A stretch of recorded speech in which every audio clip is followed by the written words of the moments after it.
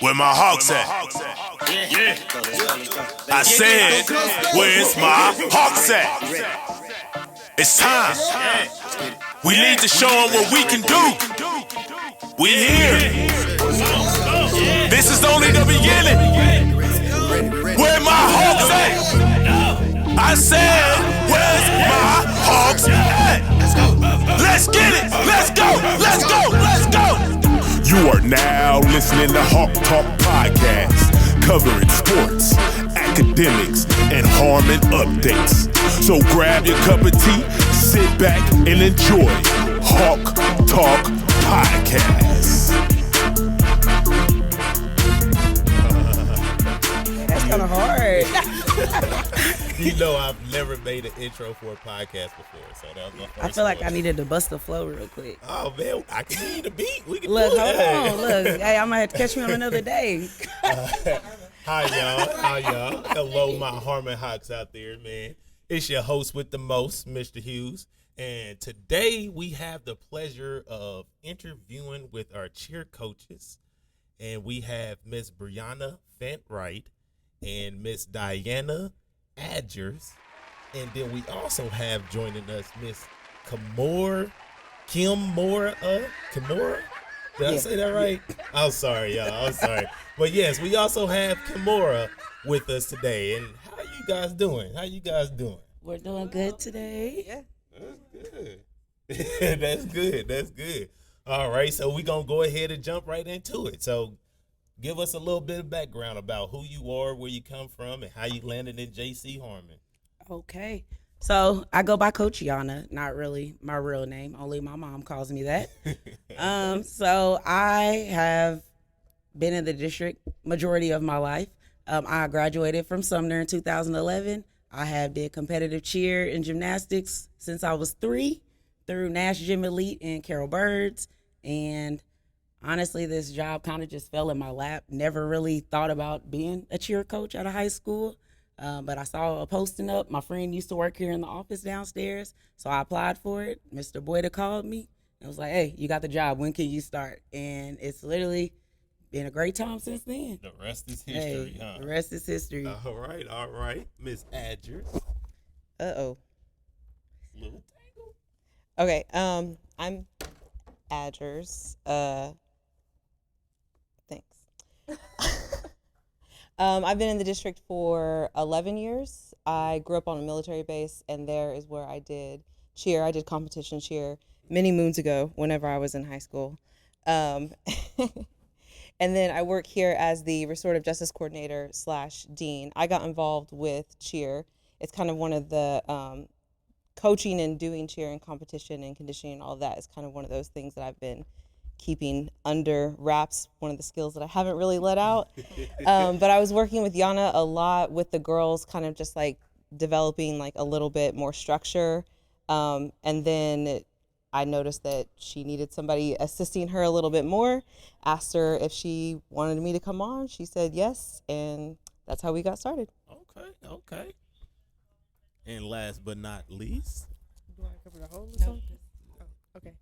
I'm Kimoura, and I'm a student at J.C. Harmon High School. I'm a junior, and I am one of the cheerleaders on the J.C. Harmon High School team. Well, one of the captains, to be specific. This is probably my first. This is actually my freshman year. Is the first year that I've been in Wyandotte County area. My 8th grade year, I lived in Florida, which was like completely different from here. I did competitive cheer since I was in kindergarten until now. So, yeah. Okay. So everybody has some type of background of cheer. Oh, yeah. Doing it for the love. Yes. Okay, that's good. That's what's up. So what about your cheer that you have been brought in? What are you bringing to the table as far as the cheerleaders when it comes to J.C. Harmon? So one of my big things is definitely, like I preach to them all the time, is making it more of a family and not just a cheer team. Okay. We've been through a lot this year, and I feel like they have literally came together so much, which is a big blessing. Another thing that we're trying to, that I personally am trying to incorporate is the whole mentality of just uplifting each other. Not even just, yeah, y'all on the team, yeah, we say we're family, but everybody encouraging each other to do the best that they can do in school, because it first starts in the classroom. Mm-hmm. They already know if y'all grades is bad, don't even think you coming to practice, just be ready to only run in condition. Mm-hmm. And if Adgers get a hold of you when it comes to condition, be ready to not be able to walk up the stairs tomorrow, because that is the biggest thing. But my biggest thing is creating a family and 100% schoolwork before cheer. Okay, that's good. Just so y'all know out there, you got to be smart in order to do this art. That was a really big thing that whenever I came on, that I saw that there was like a really huge need for when it came to like the structure of it all. There were a lot of girls the first semester, and so whenever I first came on, that was one of the first things that we talked about, was developing more structure for them. We wanted them to be able to have a norm that they were used to have expectations, to know what those expectations are, and to be able to fulfill them, but also at the same time know there's room for mistakes, but there's a certain level of mistakes that are expected and some that we're not expecting for you to make. Yeah. And then along those same lines, all the extra stuff, like any mess or anything else that's going on, we always say, like, there's certain things we keep in-house, we deal with in-house. Mm-hmm. And if there are things that get out of house, then that's when it starts to become a problem. And then that's when things start to become an issue. So we were reining a lot of that in. And then that's when I think a lot of people here at Harmon and even around started to see a huge difference. Yes. Because they really responded well to the structure. Now, we lost quite a few girls that weren't responding too well to it, or just didn't feel like it was for them, which is fine. You know, we're gonna lose some will come back. But that was a huge thing for us. And the girls that did stay, like she said, we've been able to build a family out of this, and we have a foundation of family from this. The things that we have gone through as a team, as a squad, have been things that I don't think any of us anticipated having to go through in such a short amount of time. We literally have gone through life and death. We literally have gone through homelessness. We've gone through huge family adjustments, just us, small group. And we became a really small group because a lot of girls, you know, had to move on because they felt like it wasn't for them. Mm-hmm. And that's what I wanted to bring in, was that we're going to lose some people, and that's fine. And that's a life lesson. You're going to lose people. People are going to move on, and people are going to try and come back. But you got to stay consistent. You have to have that foundation. You have to have your own expectation, because at the end of the day, it's you and you. I like that.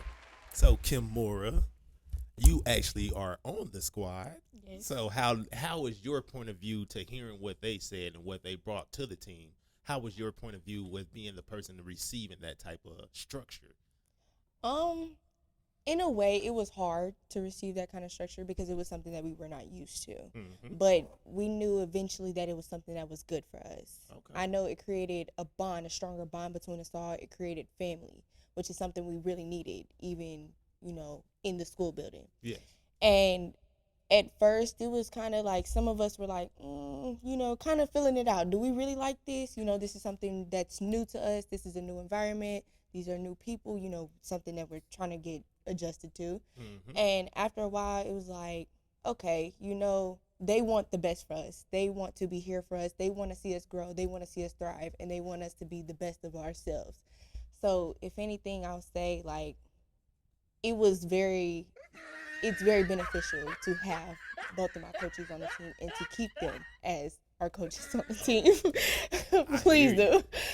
So if anything, I say it's very beneficial, and the cheer team has really become a family since then, and nothing else but family. Okay.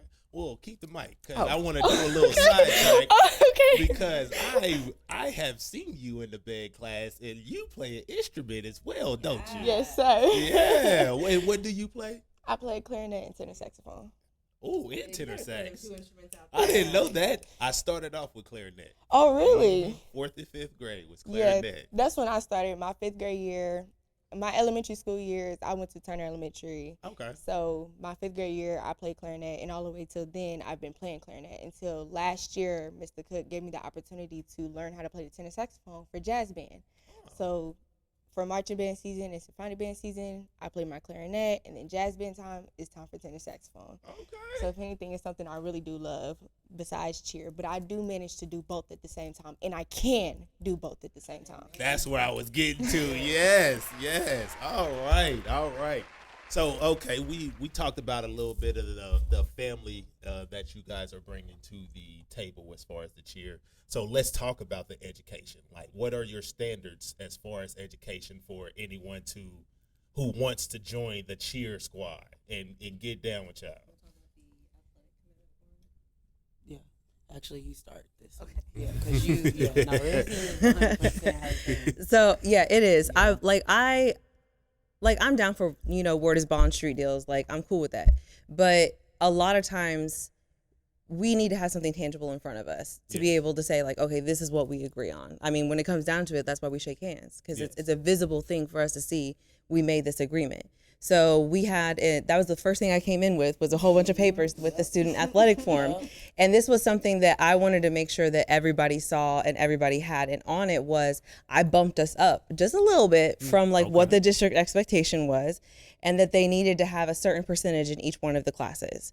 And so they have to have a certain percentage in the classes. They know that I'm going to go back and look at it. We were looking at attendance to see, like, are you going to your classes? Are you absent for your classes? And then following back on that. And if you are, like, if you didn't come to school that day, you're not going to be, like, cheering at that game that day. Yeah. We had girls that were just starting out that didn't know the cheers or anything like that. And if you're not ready to be on the line, then you're not on the line. Yeah. Educationally, it's the same thing.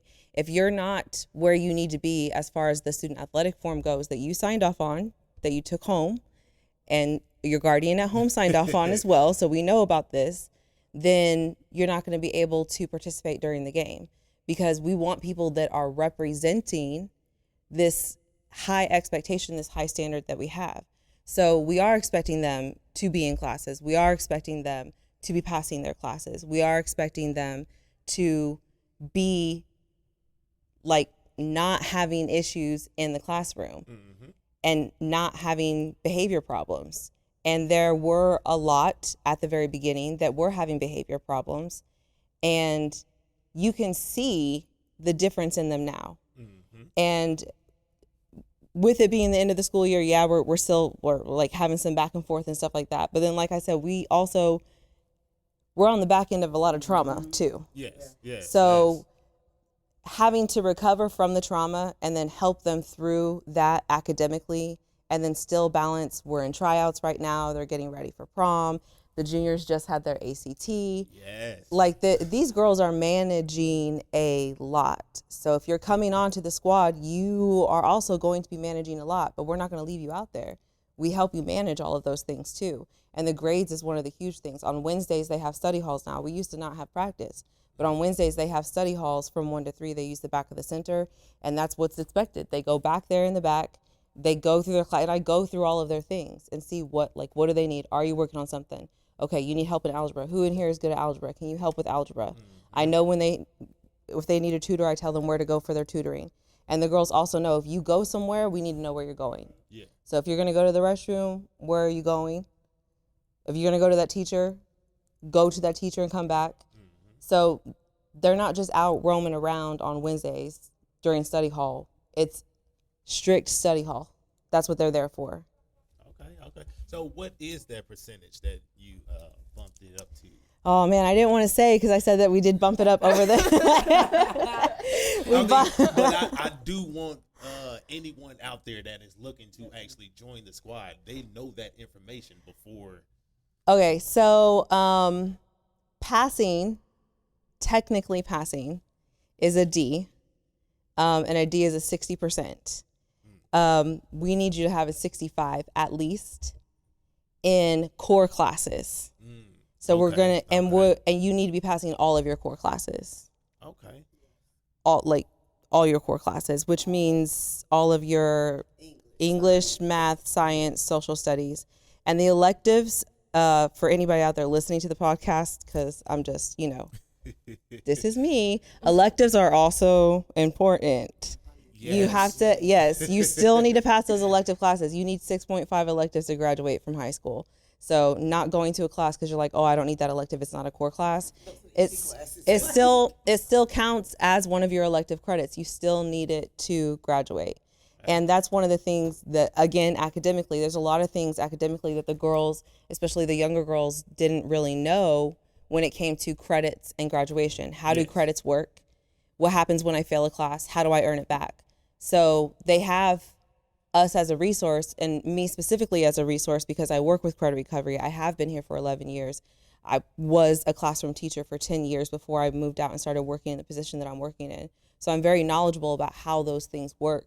So they're able to have me as a resource to help them through that and understand how failing a class is going to affect them long term, what summer school is going to look like, how to get registered, what college classes will look like here, who our college and career coordinators are, where to go for those types of things. They come to us for scholarship recommendations. I know we were up late filling out a whole bunch of scholarship recommendations. So it's definitely it's a continual thing. Yeah. And I can definitely tell that it is because, Yana, I just seen you helping a student right before we started. So, I mean, it doesn't turn off, I'm guessing. Not at all. Not at all. Don't matter who you are in the school. I don't care if you're not a cheerleader. If you need help, come and find me. I will go out of my way to help you. I literally will. I'm here more with y'all than I am with my own kid at home. Okay. Look. So how do you feel about the educational side of the cheer? Like I said, look, I come from a family, your grades ain't good. If you don't got all A's and B's, you're not doing nothing. It don't matter what it is. So it does not. And then going to Sumner as well, I'm not going to lie. Like coming to Harmon, it's a lot different. Sumner things is a whole different. It is literally 100% about grades at Sumner. Whereas here, I feel like you can kind of finesse things a little bit more. But Adgers has definitely helped me with and has definitely helped me with understanding that, because I mean I just got kind of thrown into it. I didn't have a training, so for her to literally, like, before she even became a coach, like, was, hey, you good? I can show you how to do this. If I knew if I needed to go and ask any type of question, she gonna be there and she gonna answer it. She gonna stop what she doing and she's gonna make it happen. And if she can't make it happen right then and there, 30 minutes she gonna be calling me, where you at? I got you. I got what you need. Come on. So that's a positive thing. So I'm still learning. This is 100% my first year, and I've only been doing like the instructional aid aspect of it since December. Yes. But next year around this time, I'm gonna be a pro. I'm gonna be right on her heels, into existence. I hear you. All right, Miss Kimoura. I said that right, correctly? Okay. Yeah. So how do you feel about the structure that they have implemented inside the cheer with as far as the education? I feel like it's good because it's very beneficial. I would say being in a sport period actually helps me a lot better to keep my grades up, because without a sport, I start to slack, things like that, and it'll get harder for me to keep my grades up. But knowing that I have cheer and knowing that I want to cheer at a game and want to go to practice, it helps me keep my grades up and keep them at A's so that they don't fall any below that. But it's really good for us because I know we want scholarships, and scholarships is money. And to get money, you need good grades, you need GPA and everything. So I say it's really, really beneficial for us. Somebody's thinking in for the future. Yes. Yeah, scholarships. So I'm new to cheer. I am completely new to cheer. I know nothing about it. Is there, or how do they get scholarships? Yes. I know nothing. Yeah, I'll let Yana talk more to that. She gets so excited when you talk college. So I am a big college cheer. I went to college full ride for cheer. And I will let you know right now, do not try to go get on a cheer team if you cannot stunt or flip. Don't, because they're going to look at you like you're crazy. You have to learn to flip, which we will be having a clinic this summer. Those times and dates will be announced for you to learn if that is something that you would like to do.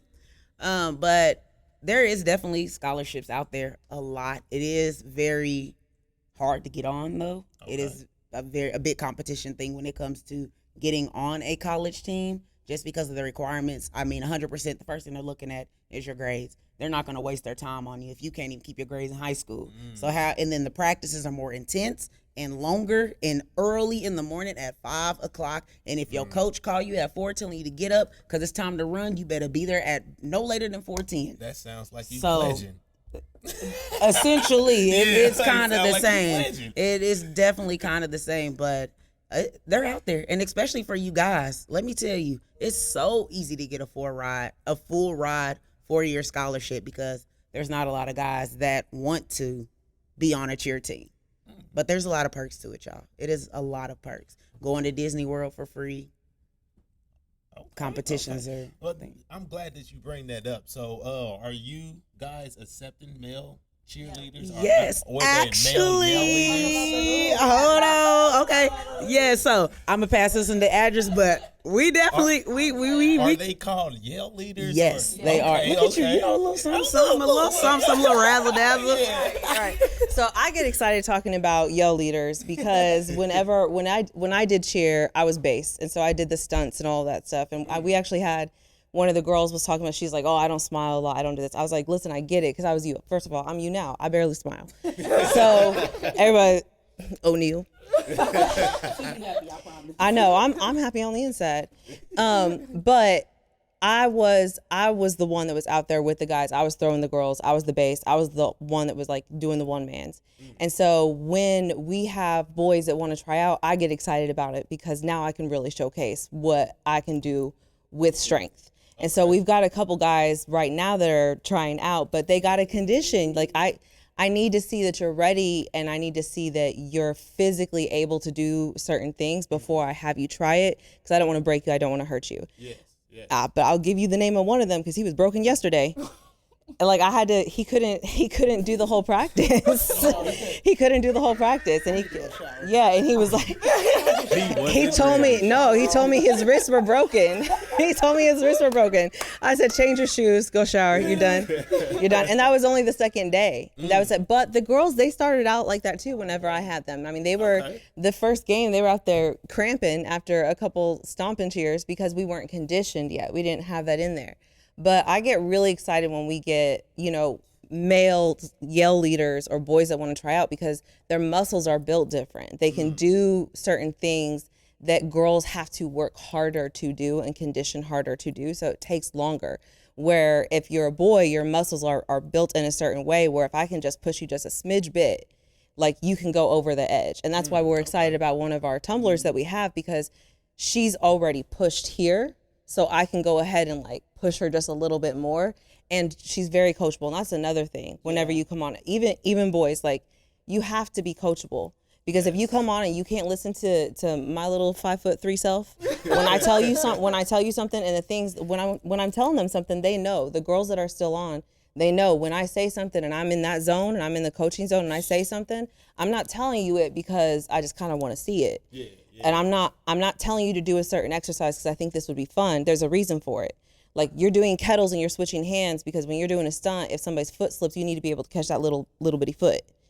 So if you can't catch a foot, then that's a problem. If you can't adjust to the other person's speed when you're doing like partner work, you're not going to be able to adjust to somebody whenever they're about to fall out of a stunt. So there's a reason for everything. If you don't have good hip mobility, you're not going to be flipping anywhere. Your jumps are not going to be high at all. When you're dancing and you're rolling around on the ground trying to get up, you're not going to be able to get up very fast. So there's a reason. Every little thing that they do, there's a reason for it. And a lot of times they don't see it until they're doing a dance and they're like, why can't I get up off the ground? Because your hips ain't got no movement. Yes, not at all. So if you a boy, when you want to prove yourself, come try out. Okay.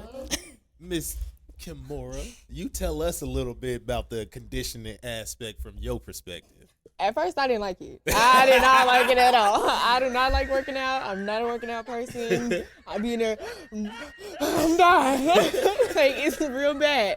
I don't like it. But after a while, and I started to see, like, progress, I'm like, okay, I'm feeling this. Okay, I can do my jumps.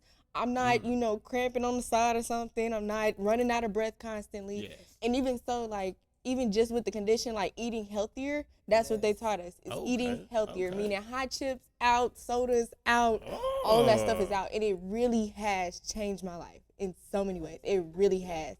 So I actually like working out now. I do. Like, I would come to practice ready to go.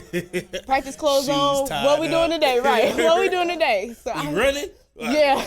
Either see you like this or see you like Right. that. That was a huge thing too, like that she mentioned, like the food and everything. I'm not putting them on a diet. Yes. I'm teaching them about food intake and what it does to your body, because a lot of them are complaining about their stomachs. Yeah. Their stomachs were hurting all the time, or they were getting cramps. And it's what you're putting in your body. And then when you start to exercise, your body is going to push out first what it doesn't need. And so it's pushing out all of that junk. So when you're drinking a certain type of water and it doesn't have what you need in it, or it says that it does, but really it's just replaced everything else with all this fake stuff, you're going to sweat and you're going to feel dehydrated. You're going to cramp up.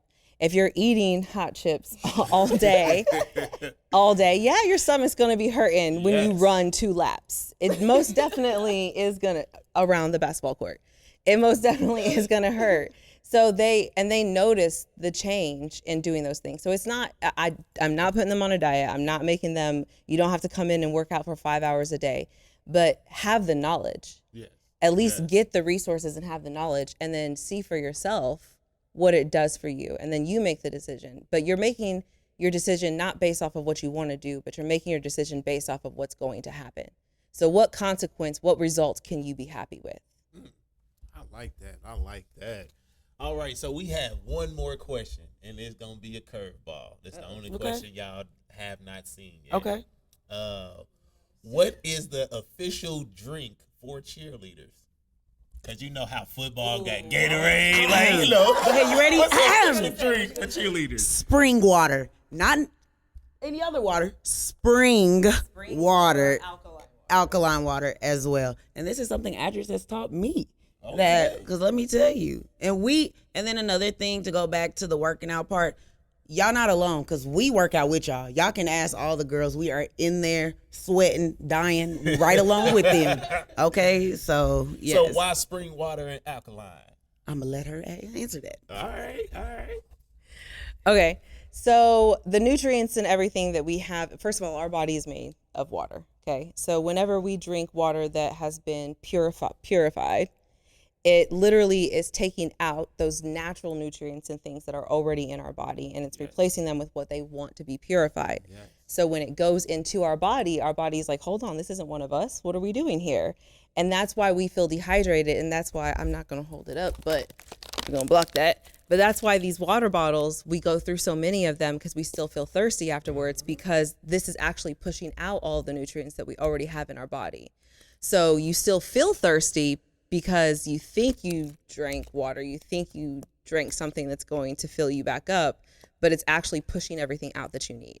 So spring water is natural, it's not purified, it didn't go through that filtration system, and alkaline water is more level with your body's pH. And you want to have a level pH so that you can absorb the nutrients better. And so if you can absorb the nutrients better and you have a better pH within your body, you don't smell and stink whenever you're sweating. Okay.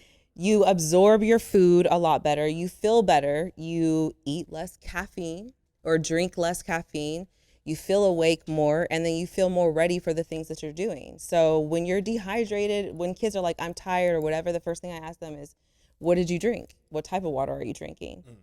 And that's it. And you can get alkaline filtration systems for your actual house are pretty expensive, but you can get little Brita filter things, or you can get just the little ones that you hook up that aren't actually going through the whole thing, or you can just go and actually get alkaline water from the store. And you actually will see when your body's trying to balance its pH, because you'll feel the difference in your body. Okay. You will feel the difference. As soon as you drink a couple bottles of alkaline water, you will feel the difference within your body, because you won't be thirsty anymore.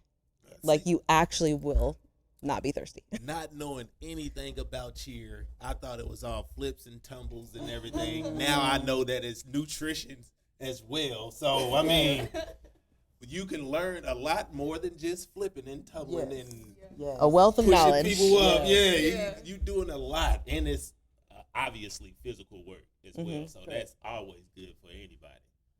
Yeah.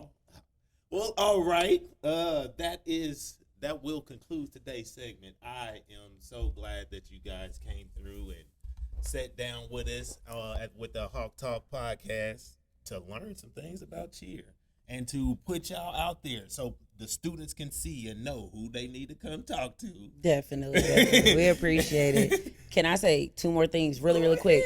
Number 1. Hold on, I swear it was just in my brain. This is what happens when I be having to do too much work during the day. So, first of all, long live modesty. We're just gonna go ahead and throw that out there. Long live modesty. She is always gonna be with us.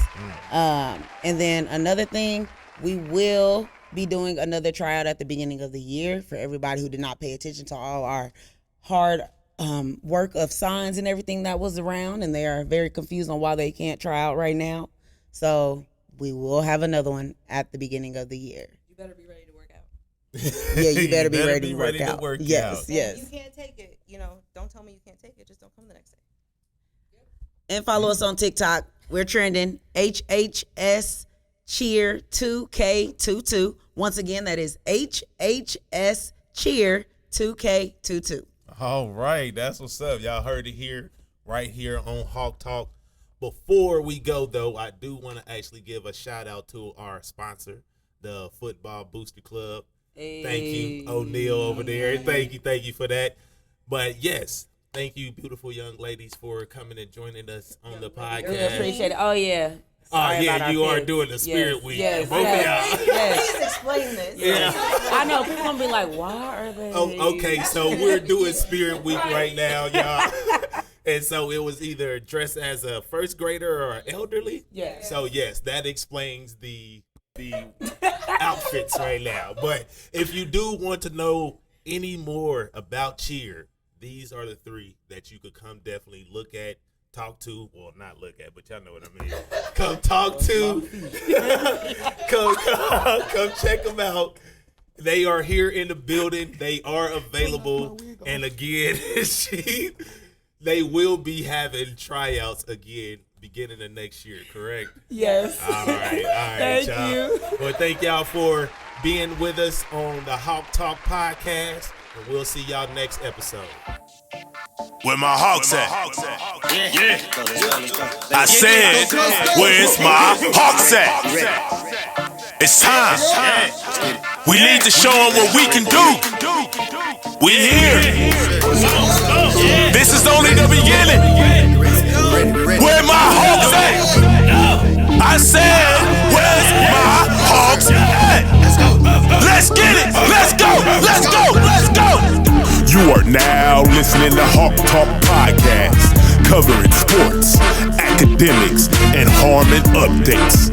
So grab your cup of tea, sit back, and enjoy Hawk Talk Podcast.